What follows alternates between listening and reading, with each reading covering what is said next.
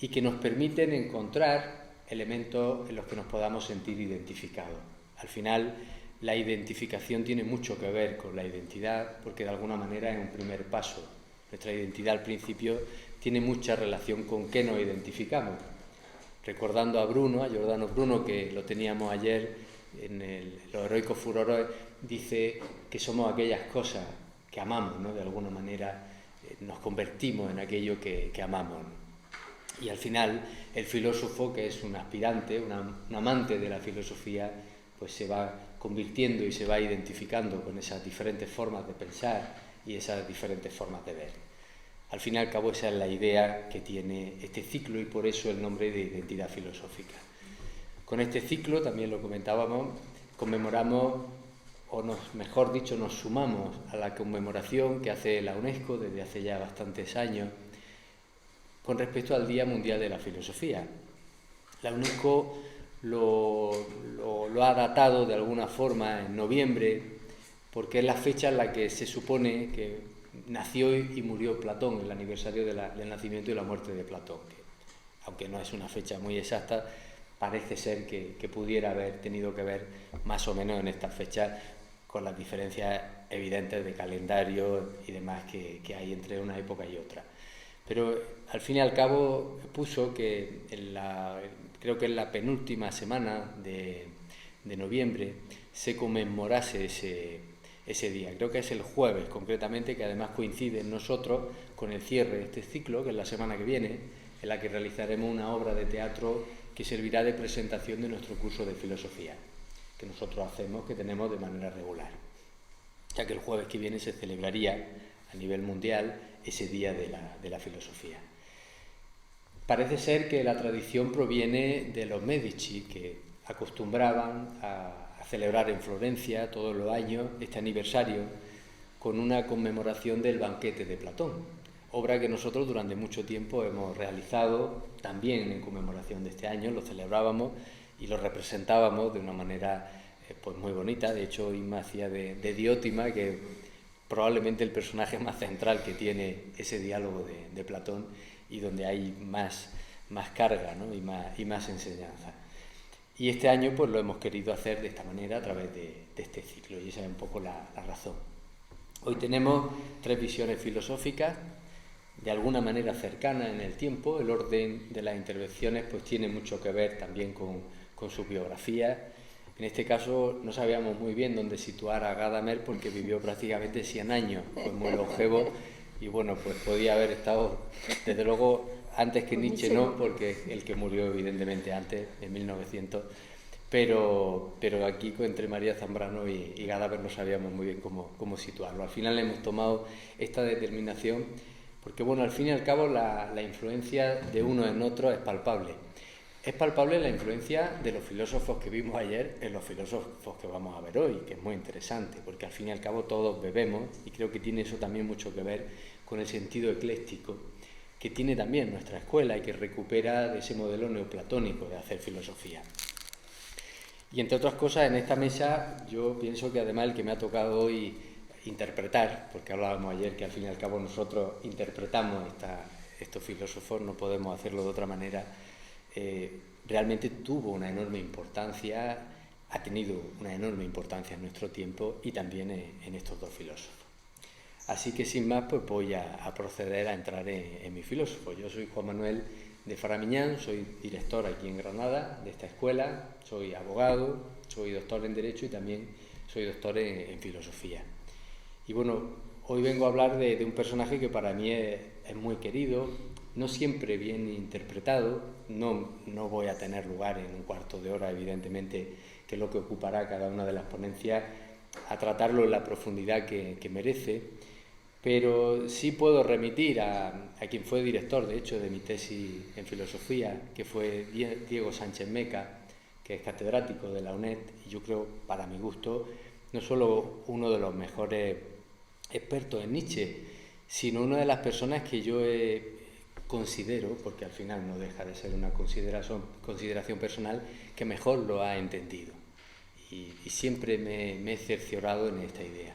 También aquí en Granada tenemos, evidentemente, en la facultad, tenemos a Remedio Ávila, por ejemplo, que es una gran experta también en Nietzsche, pero hay vídeos que tiene Diego en internet en donde está muy bien resumida y muy bien planteada esta personalidad compleja que tiene este filósofo. Es interesante Nietzsche a nivel de definir el concepto de identidad, porque Nietzsche realmente es un antes y un después. Realmente es difícil definir dónde empieza la época moderna, ¿no? Dónde empieza lo contemporáneo, la modernidad con estas terminologías.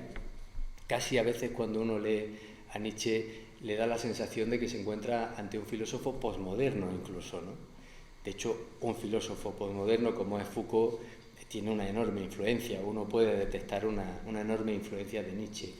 Y al fin y al cabo cualquiera que de alguna forma ha sido capaz de desligarse de todos esos grandes metarrelatos, como le llamará Lyotard, ¿no? Esos grandes discursos que han prevalecido en la historia de Occidente, y que al final, no en la época de Nietzsche, sino de manera bastante posterior, sobre todo en el inicio de la posmodernidad, después de la Segunda Guerra Mundial, pues fueron cayendo por su propio peso y dejaron de alguna manera huérfana a la sociedad occidental de ciertas raíces que se habían perdido por el camino. Y de alguna forma lo que plantea Nietzsche, bastante tiempo antes, es algo similar, porque él ya con su trasvaloración de todos los valores, empieza a poner sobre el tapete la necesidad de que el ser humano, ese ser humano moderno, empiece a consolidar su propia identidad a partir de su propio discurso, de un discurso que provenga de su propia vivencia y de su propia experiencia. La vida de Nietzsche es compleja y, bueno, a nivel de análisis de la filosofía de Nietzsche, es cierto que se pueden encontrar distintos Nietzsche, como ocurriría y ocurre de hecho con cualquier otro filósofo. De hecho, me acuerdo de una entrevista que le hacían a Foucault y le decían que, bueno, cómo era que en entrevista cuando era muy joven decía cosas de las que luego pues ya no estaba de acuerdo, ¿no? Y la respuesta de él me pareció siempre muy oportuna, porque decía que eso era propio de un filósofo. Un filósofo siempre está cuestionando aún su propio pensamiento y está tratando de buscar conclusiones porque al fin y al cabo está tratando de encontrarse a sí mismo, ¿no? En el entorno y dentro de esa compleja personalidad en la que también uno tiene que buscarse. Si tuviéramos que definir brevemente la vida de Nietzsche, hay quizás puntos cruciales en su desarrollo, en su itinerario intelectual, como le llama Diego Sánchez Meca, que hay un librito en Tecno que recomiendo también, que es toda la recopilación de las introducciones de las obras completas que hizo él y que la publicó aparte, y viene muy bien para seguir toda esa línea. Porque Nietzsche fue desde muy joven una persona tremendamente inquieta, con una personalidad, como decía al principio, muy compleja, con una gran inquietud y me atrevería a decir una enorme intuición. Estudió filología, como la mayoría saben, y de hecho cosechó mucho éxito al principio de su carrera, hasta tal punto que, sin ser ni siquiera doctor, obtuvo una cátedra. No tiene las mismas connotaciones que tiene ahora mismo en España ese concepto, pero es como decir que obtuvo una plaza en la universidad como profesor titular. Los que conocen hoy el sistema de la NECA saben lo difícil que es hoy llegar a eso, pero antes tampoco era fácil. Y fue precisamente por la brillantez que planteaba y lo que prometía al entorno de su época. Pero Nietzsche desde el principio demostró ser una persona que no era de su época. Creo que algo parecido le pasaba a Giordano ayer cuando hablábamos de él. Y la primera obra que le pidió su maestro, la persona que de alguna manera lo había promocionado, que fue lo que después se llamó El nacimiento de la tragedia, pues resultó ser para ese mundo académico una enorme decepción, aunque posteriormente ha sido un libro que ha sentado base muy concreta también en el desarrollo sobre todo de la filosofía y del entendimiento de la filosofía griega. Tiene otras obras también de ese periodo muy interesantes en la que cualquier amante de la filosofía griega va a corroborar esa intuición a la que me refería al principio, porque relata momentos y cuestiones del mundo griego que uno no sabe muy bien de dónde las ha sacado, pero que cuando las lee las reconoce perfectamente. Es como que él supo interpretar muy bien ese mundo. En esa etapa se produce una de sus primeros elementos fundamentales, que fue, como todos saben, su amistad con Wagner. Una amistad compleja que luego, evidentemente, también en su ruptura supuso otra época en su época vital. Pero le acercó de alguna manera a Wagner, tuvo muchas connotaciones negativas en su vida, pero tuvo también elementos muy positivos, que fue el entender una forma del arte como interpretación, el arte como una forma de tratar de apresar una vivencia del mundo que él intuye en la tragedia. De alguna manera, para Nietzsche, la vida es algo incomprensible, y si tiene algún sentido, desde luego el ser humano no está al alcance de él. Eso, cuando el ser humano se enfrenta a esa vida que es inasible, que tiene tantísimos aspectos como colores y como posiciones desde las que se la puede contemplar, hace que uno sienta un abismo, uno sienta una especie de sinrazón y de desesperación trágica, que de alguna forma podemos ver representado en el pathos de la tragedia, ¿no? Esa sensación que tiene el ser humano de tratar de encontrarle sentido a algo que de entrada sabe que es incapaz de comprender, y de tratar de controlar una serie de circunstancias que se le escapan de las manos como la arena entre los dedos. Esa sensación trágica le lleva al ser humano a tratar de buscar un sentido que se asimila a su percepción del mundo. De alguna manera lo humaniza, o como se suele decir muchas veces, lo antropomorfiza, ¿no? Le da forma humana y le da connotaciones humanas. O sea, puede detectar un orden o una inteligencia, pero es una inteligencia no humana en todo caso, y para comprenderla le da características humanas, ¿no? De alguna manera lo reduce. Esa fricción entre lo trágico, lo inasible, lo brutal de la naturaleza y esa capacidad de dar una forma, de darle un sentido, es lo que Nietzsche recogió en esa división que hace él, dual, entre lo apolíneo y lo dionisiaco. Lo dionisiaco representaría de este modo, ya en el nacimiento de la tragedia, esa percepción del mundo trágica, esa percepción del mundo que se nos escapa, y lo apolíneo representa de alguna forma también ese esfuerzo constante que hace el ser humano por tratar de aprenderla, de reconocerla, o de por lo menos entender qué es lo que está pasando, de darle un cierto sentido.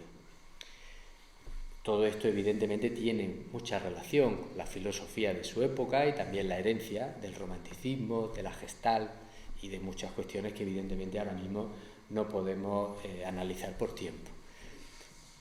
Pero el momento evidentemente más filosófico en la vida del joven Nietzsche fue esa ruptura con Wagner, que tiene también muchas aristas, pero que evidentemente supuso una confrontación importante. La influencia de Wagner en el joven Nietzsche era muy alta y la podemos ver, entre otras cosas, en esa obra primera de Juventud, pero a partir de la ruptura con Wagner empieza una época de peregrinaje. Además, Nietzsche tenía una salud muy frágil, aparte de una salud frágil, había padecido disentería en un determinado momento en la guerra franco-prusiana, y el tratamiento que se administraba en aquel tiempo con elementos químicos y minerales, pues lo había dejado totalmente muy dañado.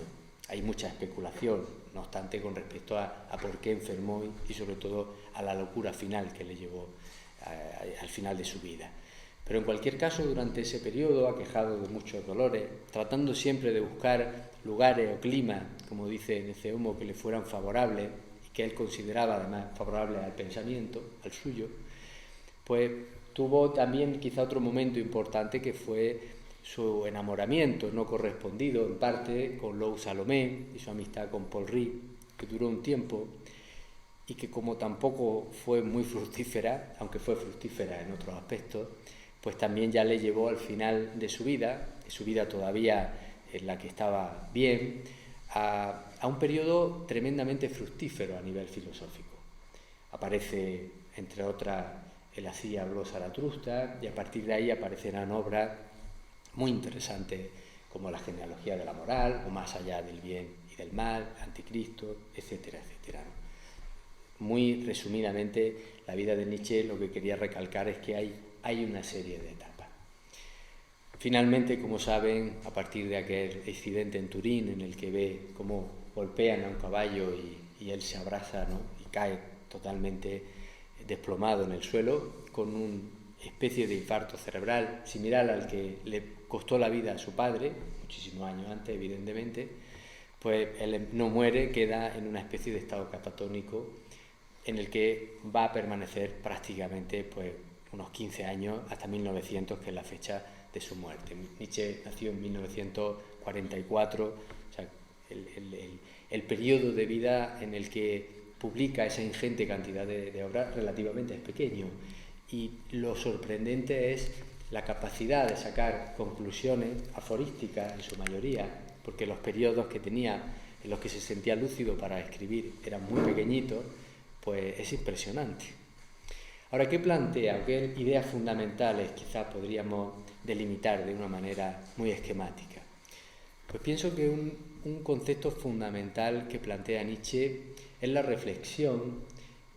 No en vano Paul Ricoeur le llama uno de los maestros de la sospecha, junto a Marx y junto a Freud. ¿Por qué? Pues porque una de las cosas que plantea o pone sobre el tapete de la mesa de su tiempo es qué es lo que se considera como verdad, y que eso que se considera como verdad o que se considera como bien o como mal o como mentira tiene un origen, o sea, tiene una genealogía.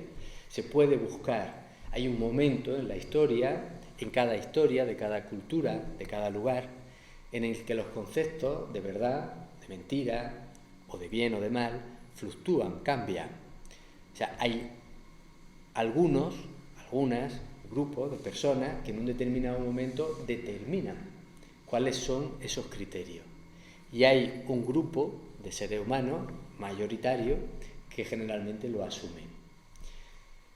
Lo que a Nietzsche le llama la atención es que ni siquiera los filósofos anteriores a él hubiesen planteado este tema, y considera que de alguna forma, no lo dice así de manera literal, pero consideraría llegado ese momento como el momento preciso para empezar a replantear estos conceptos, y a que cada uno pueda aprender a decidir por sí mismo, asumiendo tanto esa parte apolínea como esa parte dionisiaca que tiene la vida, de alguna forma tomar las riendas de cada uno, de la propia vida, el poder determinar cuáles son esos criterios. Porque una de las cuestiones que plantea más interesantes, bajo mi punto de vista, Nietzsche, que para nosotros hoy es una obviedad, pero no para el momento en el que él escribe, es el hecho de que la moral realmente es un elemento humano, es un constructo humano necesario para el desarrollo de la sociedad, pero que deviene de aquí. El discurso se contrapone a un discurso que plantea el concepto de la moral como algo que viene, de alguna forma, de arriba, o que viene, de alguna manera, a través de una revelación.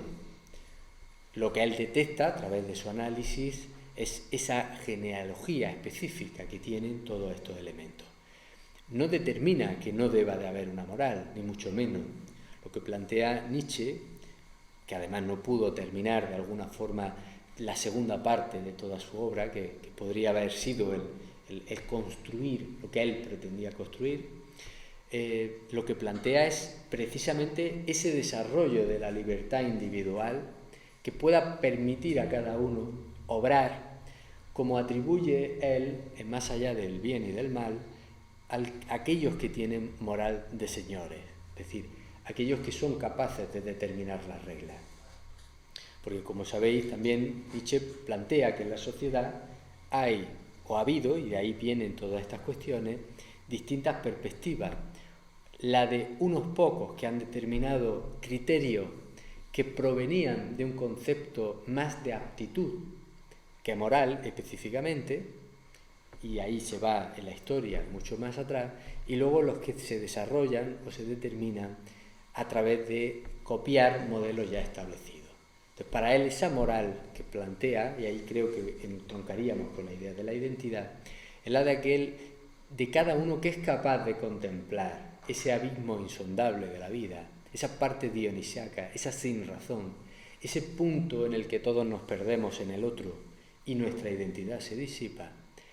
Al mismo tiempo, trabajar la parte apolínea, es decir, no perder nuestro sentido de identidad, no caer en esa masa, poder establecer nuestras propias reglas, esa voluntad de poder que determina el final, de poder ser en el fondo, y que él de alguna manera plantea como precisamente el punto en el que el ser humano pasa a ese siguiente estadio, que sería ese superhombre, en un sentido evidentemente genérico. O sea, un ser humano capaz de afrontar la vida desde ese punto de vista. De hecho, desde ese punto dionisiaco de la vida es interesante la visión que también relaciona, o podríamos relacionar con Oriente, del concepto del eterno retorno, que cuando uno lo contempla de manera directa, es ese romper esa necesidad finalística que tiene el ser humano de todo, a ponerle a todo un principio y un fin. El aceptar que todo es un continuo, en el fondo, más que una reflexión filosófica, es un cambio de actitud ante la vida, que creo que podría facilitarnos mucho la manera en la que podemos abrirnos a la naturaleza y a los demás. Me quedan muchas cosas, evidentemente, que ver, no podemos acopar en esta charla con cada uno de los filósofos, pero de todas maneras luego abriremos un turno de preguntas para poder seguir con esto. Y ahora le voy a dar la palabra a Inmaculada Romero, que nos va a hablar de María Zambrano, y vamos a cambiar un poco de tercio. Pues sí. Bueno, hablando de identidad, creo que es muy interesante, ¿no? El proceso de identidad pasa por la identificación, y en esa identificación uno busca modelos, ¿no? De referencia, modelos que resuenan consigo mismo. Me ha resultado muy bonito que me hayan asignado o que hayamos decidido que hable de este personaje, con el que realmente para mí es un modelo de mujer impresionante a principios de nuestro siglo, valiente, libre de pensamiento y muy comprometida con su momento social, ¿no? Ella realmente la conocí cuando hicimos hace unos años un recital de poesía, y justamente no seleccionamos sus libros de poemas, que los tiene. Nos fuimos a su filosofía poética, que es, toda su obra realmente, porque le podemos llamar así. Y seleccionamos el libro Hacia un saber sobre el alma. Y entonces ahí se me reveló María Zambrano, por un lenguaje, una forma de presentar conceptos tan profundos, tan llenos de contenido, que te conmueven internamente con tanta belleza. O sea, es increíble. Ella realmente, llega al corazón antes que a la cabeza, porque tú identificas ese lenguaje como un lenguaje propio del alma, entonces te despierta esos resortes internos. Es una belleza de la forma, es una belleza de los conceptos de filosofía. Y claro, en una escuela como la nuestra de filosofía, pues unir estas dos cuestiones es bellísima, y de hecho eso es lo que ella hace. Lo que hace ella realmente es unir poesía y filosofía en un concepto que luego desarrollaremos como parte de lo que aporta filosóficamente, que es su razón poética. Más adelante lo vamos a ver. Y cómo llega ella a esa razón poética, que me parece un concepto muy bello de esta unión. Bueno, además María Zambrano está unida a nosotros porque en un momento dado hicimos un proyecto de resaltar mujeres ¿no?, del siglo XX, que habían abierto puertas, que habían abierto caminos, y qué duda cabe que María Zambrano, a principios de siglo, con su actividad social, pues abrió caminos, con su libre pensamiento, con su actividad poética y filosófica, abrió caminos a muchas mujeres que en ese momento pues no tenían acceso. Ella, de hecho, en el instituto era con otra chica solamente y el resto eran varones. O sea, era un momento y son estas mujeres pioneras en una generación como la generación del 27. Ella es la filósofa de esa generación. Y hay una anécdota que a mí me llama mucho la atención, que le llaman las mujeres sin sombrero. Pero esto responde a una anécdota real, porque en un momento dado, pues Maruja Mayo, Margarita Mansó, Salvador Dalí y García Lorca, un día que atravesaron la Puerta del Sol, pues decidieron quitarse el sombrero. Y era como un signo, ¿no?, de rebeldía y de liberar el pensamiento, ¿no? Además, el sombrero es como el pensamiento al aire, ¿no? Entonces creo que tenemos que señalar algunos datos interesantes de este contexto histórico en el que ella se mueve para poder entender mejor cómo es pionera en este primeros de siglo. Ella nace en Belén, Málaga, en 1904, es hija de Blas de Zambrano y de Araceli Alarcón, y ambos son maestros. Yo creo que eso, claro, le abre un poco las puertas. De hecho, su padre es filósofo y él le despierta esa inquietud. Muy pronto se trasladan a Madrid y allí pues, están apenas un año, y después se trasladan a Segovia. Allí pues, es donde hace bachillerato, y en Segovia su padre pues, destaca, ¿no?, en el mundo del pensamiento. Además se hace muy amigo de Machado, con el que coincide en esta ciudad. María estudia en el instituto donde Machado da clases, aunque a ella no le da clases. Y empieza a estudiar filosofía por libre hasta que se trasladan de nuevo a Madrid, y allí pues bueno, ya lo hace presencial y tiene a maestros relevantes como son Zubiri, como es Morente y sobre todo Ortega, del que ella se siente su discípula.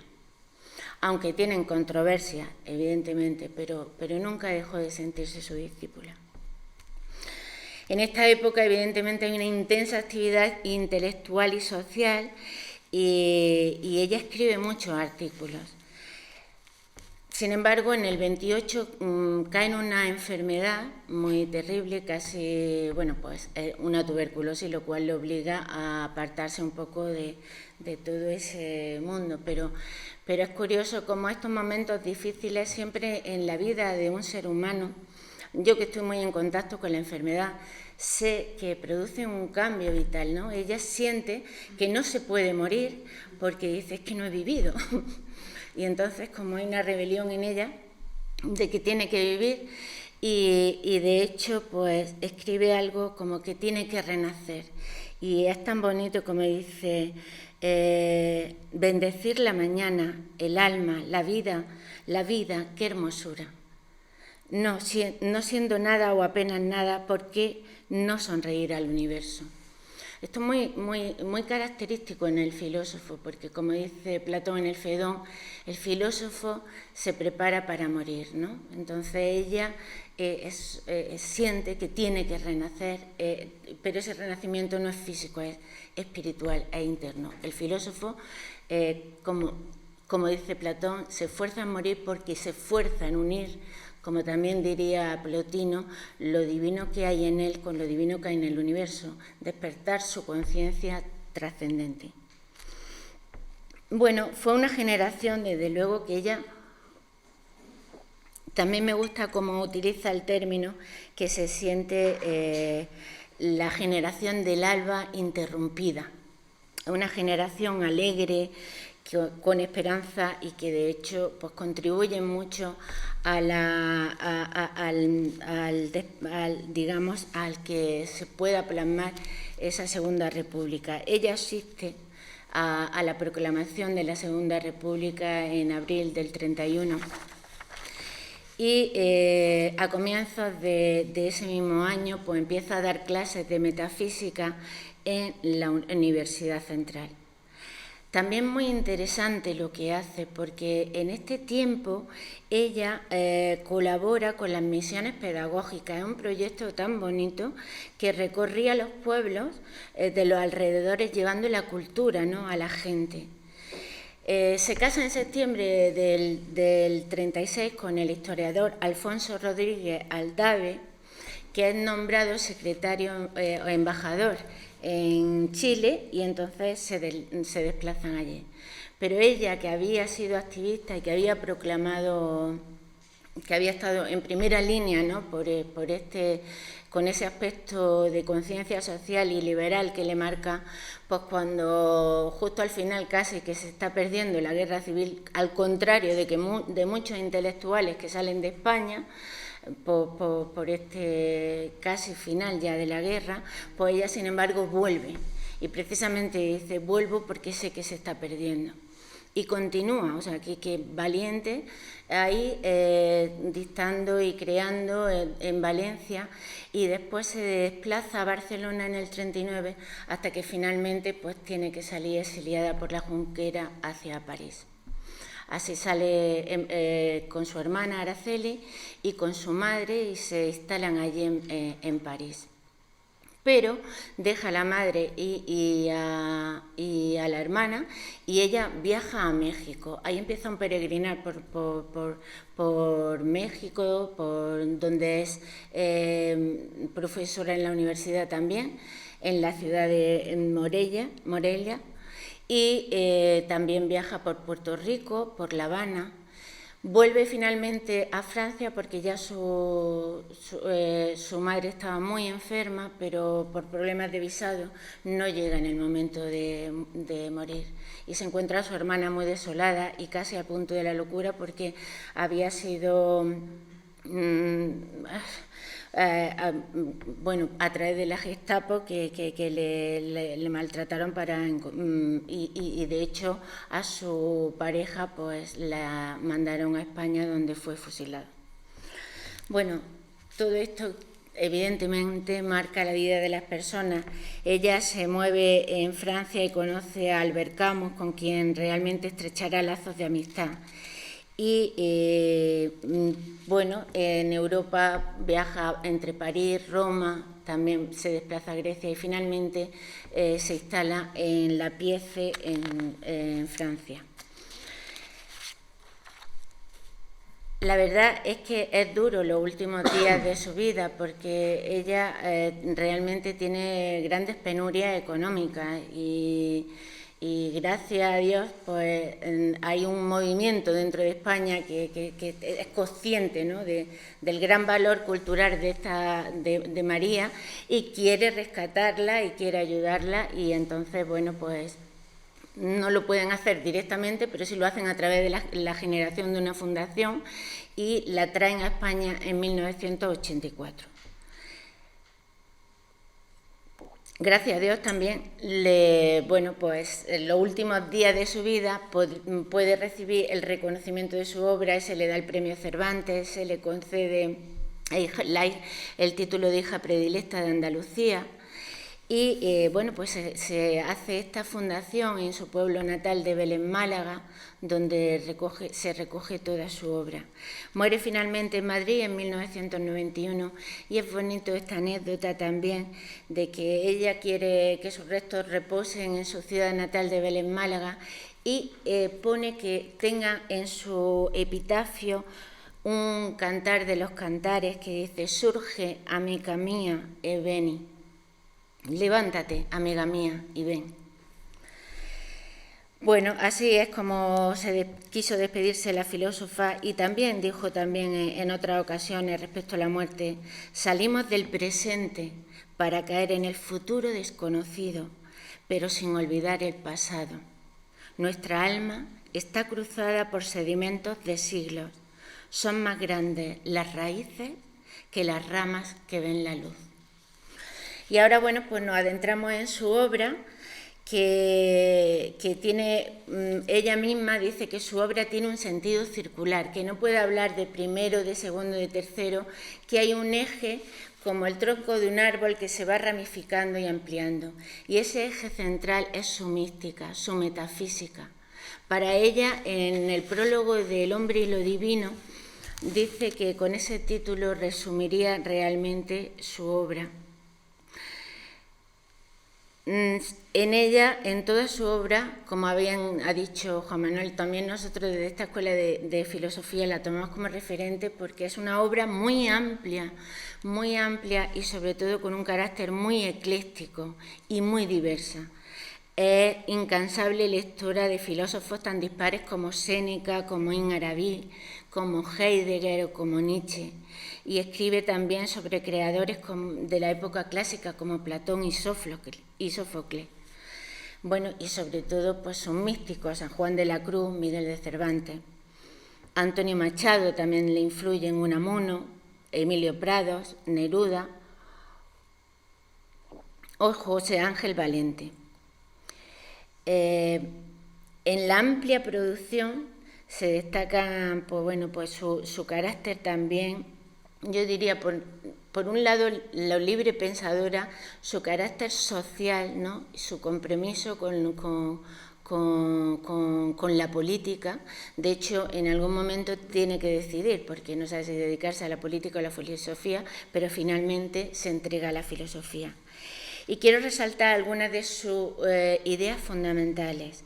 Esta idea del hombre y lo divino que ella tanto resalta y que, según escribe, Dios es la noche primera en su total pureza en que el ser y el no ser no se han diferenciado todavía.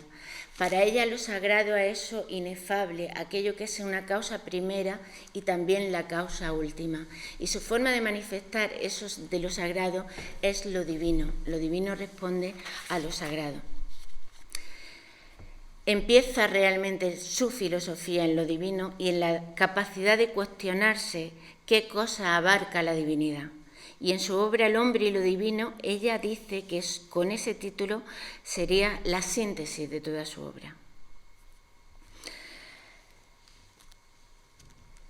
Lo sagrado constituye para ella el fondo último de la realidad. El racionalismo cerrado no conoce la realidad última. O sea, ella va gestando así porque realmente su metodología, que le llama racionalismo poético, o razón poética, realmente no es algo que lo das, sino que se va gestando y lo vas viendo a través de su obra, cómo va gestando lo que ella reconoce finalmente o denomina razón poética. Porque en un principio lo que ella ve es que vive en una época que le llama de un racionalismo violento, porque se trata de explicar todo a través de la razón. Y hay cosas que la razón no puede explicar, que no llega, que no puede conceptualizar elementos que pertenecen a lo trascendente.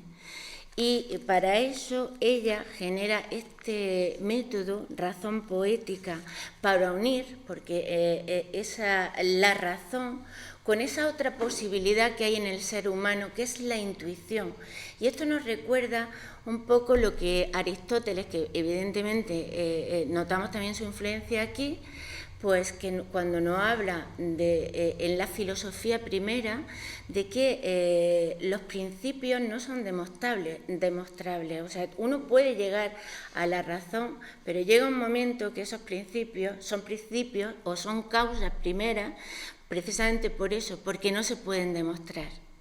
Y para llegar a ellas necesitamos de otro elemento en el ser humano, que es su intuición. Así que ella une perfectamente la razón con la intuición. Esos dos aspectos que también hemos visto con Nietzsche, lo apolíneo y lo dionisiático, o sea, esos dos aspectos tan presentes en el ser humano, ¿no? Que es, y le llama poética porque ese ascenso se traduce, es creativo. O sea, esa revelación de esa causa primera es una metáfora, Es una imagen poética, por eso digo que nos resuena tanto en el interior, porque lo que despierta son metáforas del alma, imágenes, revelaciones de ese mundo interior. Y otra cuestión que quería también destacar... Perdón, pues si tengo que terminar.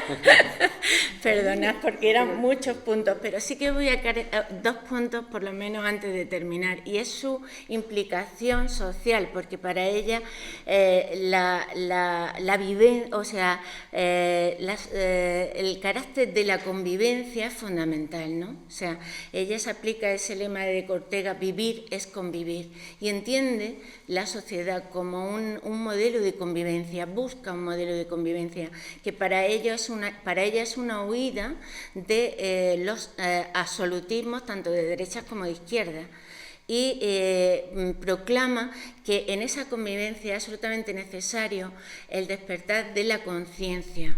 Habla de la persona, no del individuo. Para ella el concepto persona es ese individuo con conciencia que permite la convivencia.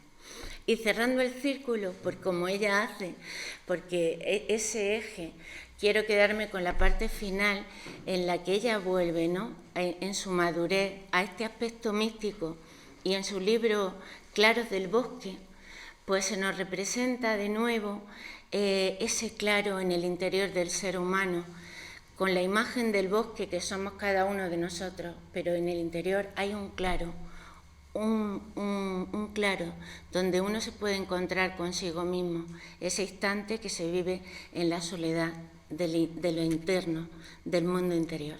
Así que con esto cierro un poco ese círculo y esa vuelta a lo sagrado, con la claridad y la luz que puede estar en cada uno de nosotros. Muchas gracias, Isma. Hernández Figueres, que es periodista, pero también es doctora en antropología y ha sido también directora de esta escuela, previo a Antonio Martínez, que ayer habló. Y bueno, nos va a presentar este personaje que no es tan conocido como debiera, porque ha hecho y ha sentado unas bases muy importantes también para nuestro tiempo. Tienes que darle a ello. Muchas gracias, buenas tardes. La ventaja del último es que tiene que acortar más, ¿no?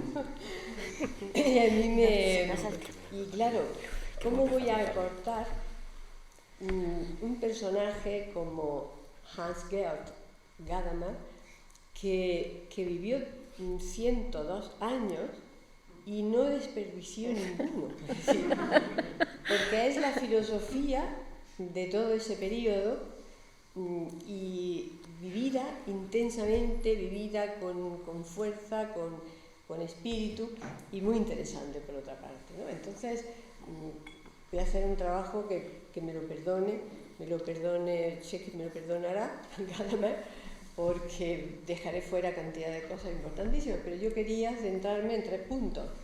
Uno, un poquito de biografía para situar, ¿no?, para aquellos que no estén familiarizados con esta figura. En las facultades de filosofía y también de antropología y de algunas otras disciplinas, también de historia del arte, está muy presente la metodología hermenéutica, que se la debemos a él, ¿no? Pero fuera de esos ámbitos no es tan conocido.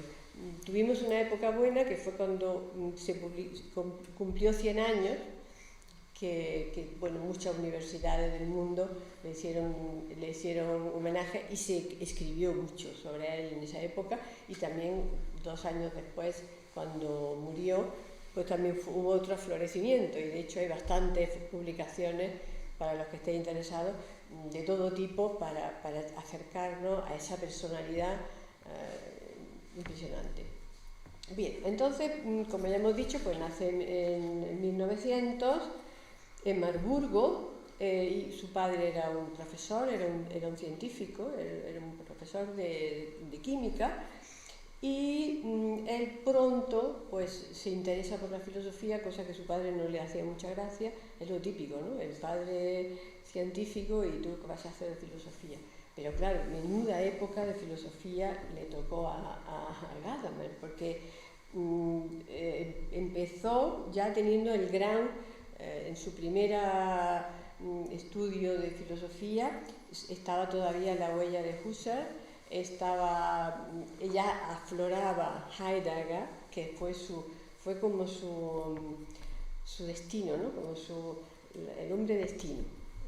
Heidegger, es muy difícil encontrar un texto de Gadamer que no haya una palabra Heidegger en algún sitio, aunque sea para discutir, claro, porque eso es lo que también le gustaba también a Heidegger de él. Y bueno, digamos que fue también cuando quiso estudiar filología, ahí está muy parecido a Nietzsche en ese sentido, porque su primera cualificación paralela a la de filosofía, que ya incluso destacó mucho, porque evidentemente era alguien de una inteligencia superdotada, fue en la filología griega, porque él se dio cuenta que quería ir a los inicios de la filosofía y solamente iba a comprenderla bien si aprendía a filología griega. Y ahí, bueno, pues esa dualidad también es algo muy característico de otros muchos filósofos, y de hecho Nietzsche también lo decía, un buen filósofo que se precie, que quiere estudiar la filosofía, la historia de la filosofía, debe de ser filólogo también, primero filólogo y luego filósofo, o al revés. En este caso, pues también lo llevó siempre de la mano. Con 22 años presenta su tesis doctoral y ahí ya aparece la palabra sagrada. Es sobre la esencia del placer según los diálogos platónicos. Esto es lo más impresionante de Gadamer, ¿no? Es decir, tan en el siglo XX, tan contemporáneo, él se define como platónico. Y además ya veremos de manera un poco más ordenada cómo se interesa extraordinariamente por la filosofía presocrática, ¿no? De hecho, pues tiene varios libros sobre ello. Otra cosa muy llamativa es que su obra, él decía que cada autor es dueño de una obra. Lo decía sobre todo por él, claro, porque Verdad y Método es la obra que termina con 60 años. Ahí en Verdad y Método vemos muchos ecos, ¿no? Vemos el eco de Ser y Tiempo de Heidegger y vemos también los ecos de Poesía y Verdad de Goethe y de toda una cultura que le rodea, que está donde él nace, ¿no? Luego, otra obra muy importante es La Ética Dialéctica de Platón. Ahí se ve ahí aparece un poco un cierto neoplatonismo, puesto que él busca conciliar, hace un gran análisis de Aristóteles y busca conciliar Platón con Aristóteles. Y él sostiene que Aristóteles no contradijo a Platón y trata de demostrarlo. Le ayudó también en esto, como en otras muchas cosas, su maestro Heidegger. Luego, por otra parte, su vida también es azarosa, porque le toca el periodo nazi, donde ahí se retira, se dedica a traducir, a hacer trabajos sobre historia de la filosofía antigua, porque fue muy crítico con el nazismo.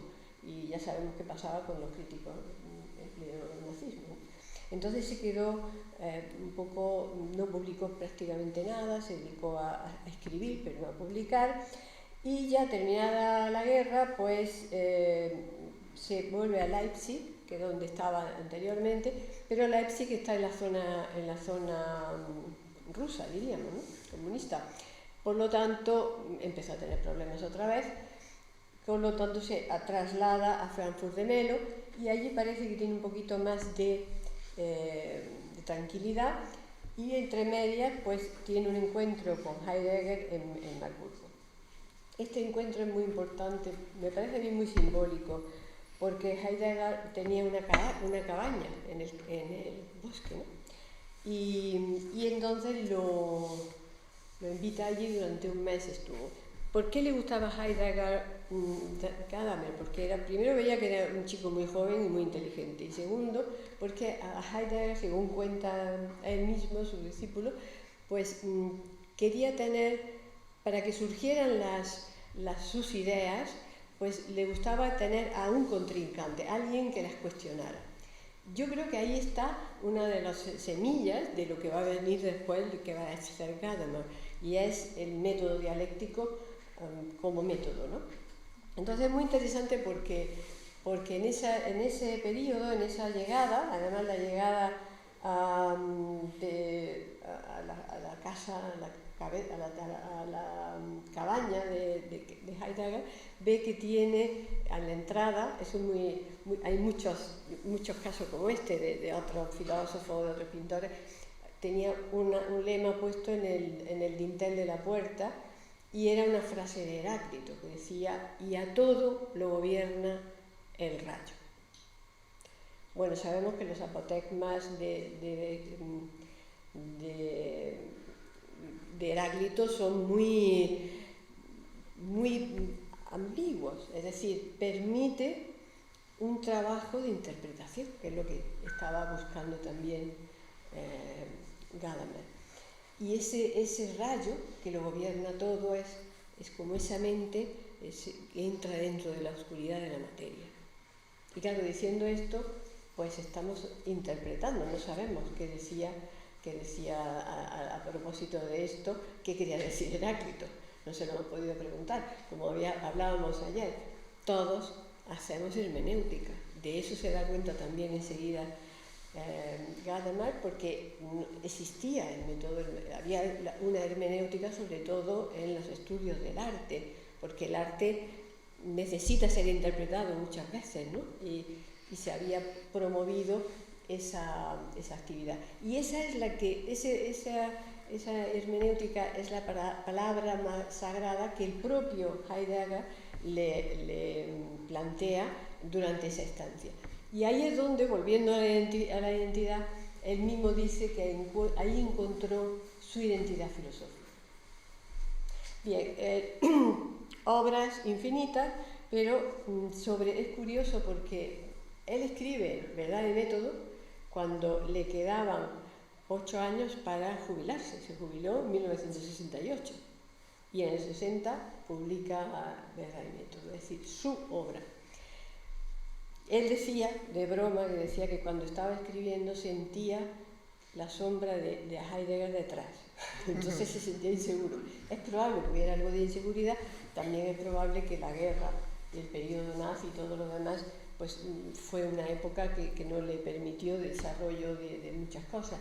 Pero sí hizo Verdad y Método porque sus alumnos se lo pidieron. Y esto es una cosa muy, muy bella en la vida de Gadamer. Él es sobre todo un maestro, es un maestro que va haciendo toda su obra en diálogo con sus discípulos. La mayoría de los libros que se publican de él son libros dialogados, son diálogos que tiene con otras personas o consigo mismo. ¿Cuáles serían estos temas?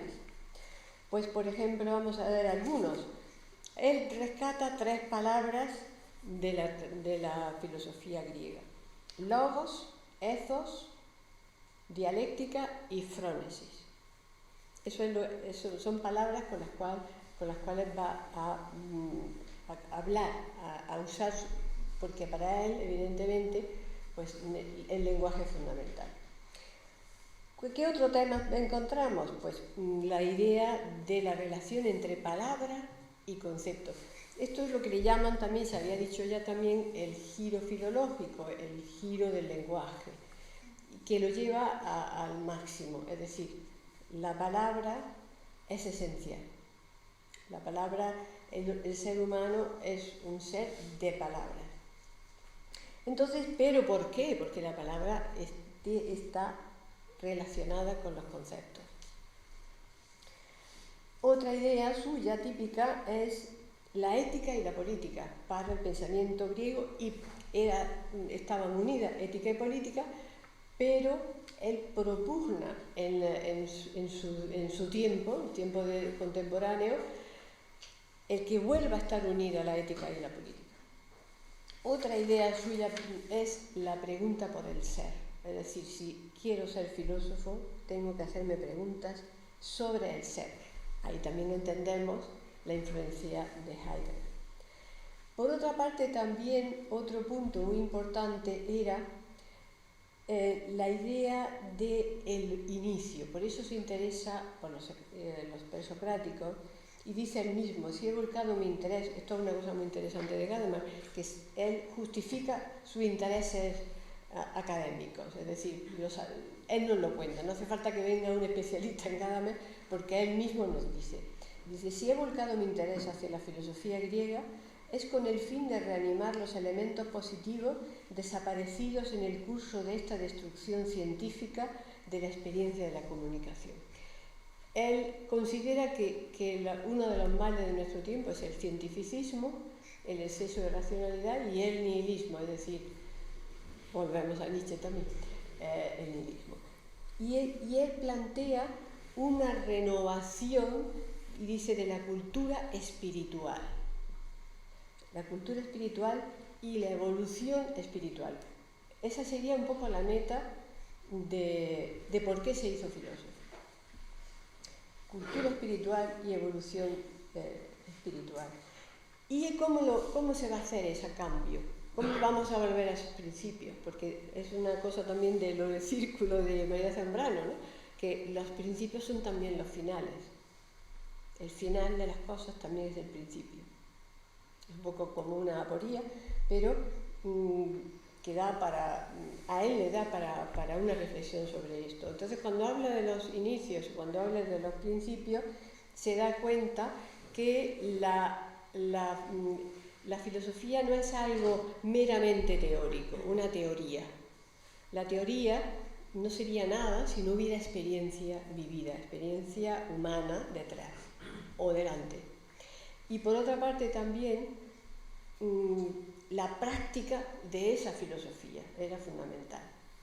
Es decir, él incluso plantea un poco como al final, el último de Heidegger, que estaba muy perdido, era como la manera, la consecuencia práctica de su propia concepción del mundo. Entonces, en ese sentido, comprender el orden del mundo y al mismo tiempo intentar que el mundo sea mejor debería de ir unido, y la filosofía debía de ser práctica. Y decía, no queremos buscar solo informaciones precisas, sino nuevas perspectivas, nuevas bases de diálogo para lograr un acuerdo o incluso como un instrumento de combate o de polémica. Y ahí entramos en algo muy importante, y es la idea, su deuda con Platón. Fundamentalmente, él hace como una hermenéutica platónica y viene a decir que no debemos de tomar ningún diálogo de Platón de manera literal. Y dice unas cosas muy bellas sobre el diálogo. Voy a ver si me da tiempo de hablar. De hecho, uno de los tomos de sus obras completas se llama Platón en diálogo. Está dedicado a sus obras platónicas. Es curioso porque en España se han traducido bastantes obras de Gadamer al castellano y muy pocas, obras menores sobre platonismo, muy poco de lo que él sí ha tenido en su bagaje, ¿no? Porque lo ha trabajado y lo ha estudiado profundamente. Por ejemplo, él hizo una interpretación del Filebo propia suya, hermenéutica, platónica, tal cual, y él planteaba una vuelta a las figuras socráticas, es decir, volver a la figura de Sócrates. ¿Qué hace Sócrates fundamentalmente? Pues es el arte de preguntar y el arte de hacer que el interlocutor entre con nosotros, si somos nosotros los que hablamos con ese interlocutor, en el mismo camino, hasta llegar, dice, no es un final donde quedan igualados. Ahí tiene que haber que uno se ha dado cuenta de que hay cosas que no ha dicho bien o que no estaban bien o que no estaba de acuerdo, y el otro también. Y al mismo tiempo uno descubre lo que dice el otro. Bueno, no tengo tiempo para entrar en este detalle, pero es realmente interesante. Y dice, hay 3 puntos sobre el diálogo. Primero, el diálogo es el lugar de la verdad. El lugar de la verdad significa que no solamente puede haber verdad en lo que estamos hablando, sino en lo que en el diálogo no se ha dicho. Podríamos decir, se ha sugerido, que no llega a decirse, o está pendiente de decirse. De ahí que ese es el trabajo hermenéutico con cada texto y con cada experiencia que tengamos, ¿no? Es preguntarnos a nosotros mismos, de ahí que le guste tanto a Gadamer el dictum platónico, cuando dice en varios diálogos Platón que la filosofía es el diálogo del alma consigo misma. Es decir, primero empezamos hablando con nosotros mismos, luego entonces podremos hablar con los demás. Y este modelo del diálogo, de la dialéctica platónica, la hace, digamos, confluir en su hermenéutica. Porque, en el fondo, ¿cómo podemos comprender, que es la finalidad de la hermenéutica, cómo podemos comprender los textos o las ideas de alguien o qué está pasando a nuestro alrededor o cómo es alguna persona y lo que dice? ¿Cómo podemos comprender? Y ahí volvemos otra vez a la vieja regla de oro. Nos ponemos en su sitio, nos abrimos al otro y además estamos dispuestos a reconocer que en un momento dado el otro tiene razón y que nosotros no la tenemos. Bueno, esa regla Gadamer la recomienda incluso para que el mundo sea un poco mejor, ¿no? Que desde el punto de vista filosófico, pues recuperar ese inicio donde se hacían las primeras preguntas sobre los inicios, en definitiva, es decir, porque eso es lo que hacen los primeros filósofos, pues está ahí esa pregunta de qué fueron los inicios, se la hace uno a uno mismo y se lo pueda, y entonces estará preparado para compartirlo con los demás. Y eso es lo que necesitaría el tiempo que nos ha tocado vivir. Pues nada, seguirá en otra oportunidad seguirá.